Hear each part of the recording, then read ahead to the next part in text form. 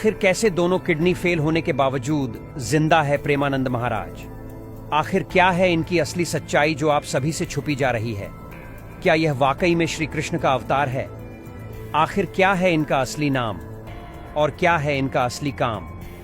आखिर क्यों बड़े से बड़े क्रिकेट खिलाड़ी से लेकर दुनिया के सबसे बड़े नेता भी उनके सामने अपना सिर झुकाते हैं? क्या वाकई में उनके पास कोई दिव्य शक्ति है जिसका इस्तेमाल करके ये सबके दुख नष्ट कर देते हैं? आखिर कैसे कानपुर का ये छोटा सा बच्चा बन गया भारत का सबसे पूजनीय इंसान, जिनके सामने छोटे से लेकर बड़ा तक हर कोई नतमस्तक होकर झुकाता है अपना सर? प्रेमानंद महाराज को आज देश दुनिया में हर कोई जानता है। उनके प्रवचनों को सुनने के लिए बड़े बड़े अभिनेता, नेता, खिलाड़ी पहुंचते हैं। लेकिन क्या आप इनके संत बनने की कहानी जानते हैं? प्रेमानंद महाराज का जन्म कानपुर महानगर की नरवाल तहसील के अखरी गांव में हुआ है।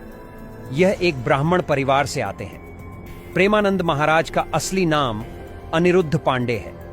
उनके परिवार में अभी भी इनके बड़े भाई और भतीजे गांव में रहते हैं। हालांकि जब से प्रेमानंद जी महाराज ने अपना गांव छोड़ा है, तब से वह दोबारा गांव नहीं आए। कानपुर तो एक दो बार आना जाना हुआ, लेकिन अपने गांव नहीं गए, क्योंकि सन्यासी जीवन में घर नहीं जाया जाता है। प्रेमानंद महाराज ने 13 वर्ष की आयु में ही अपना घर त्याग दिया था। एक बार वह बिठूर गए हुए थे। इस दौरान उनके मन में विचार आया कि अब वह संत और सन्यास का जीवन व्यतीत करेंगे। इसके बाद जब वह घर लौटे तो उन्होंने घर छोड़ने का निर्णय कर लिया। इसके बाद वह अचानक घर छोड़कर निकल गए और फिर बनारस जाकर सन्यास जीवन जीते हुए गंगा किनारे रहने लगे। प्रेमानंद जी के परिवार में भक्तिभाव का माहौल था और इसी का प्रभाव उनके जीवन पर भी पड़ा।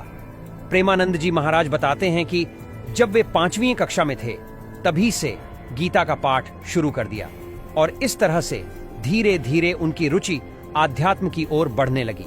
साथ ही उन्हें आध्यात्मिक ज्ञान की जानकारी भी होने लगी। जब वे 13 वर्ष के हुए तो उन्होंने ब्रह्मचारी बनने का फैसला किया और इसके बाद वे घर का त्याग कर सन्यासी बन गए।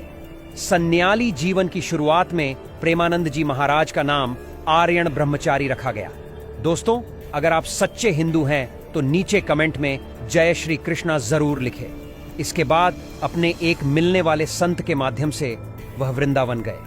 वहां जाने के बाद वह राधा रानी और भगवान श्री कृष्ण की भक्ति में ऐसा रम गए कि आज वह वृंदावन के सबसे बड़े सन्यासी के रूप में जाने जाते हैं। बड़ी संख्या में लोग उनसे मिलने के लिए देर रात से ही लाइन लगाकर खड़े रहते हैं। एक बेहद गंभीर बीमारी से जूझ रहे हैं, जिस वजह से रोजाना उनका डायलिसिस होता है। दोस्तों, अगर आप भी चाहते हैं कि प्रेमानंद महाराज जल्द से जल्द ठीक हो जाए तो इस वीडियो को ज्यादा से ज्यादा शेयर करिए।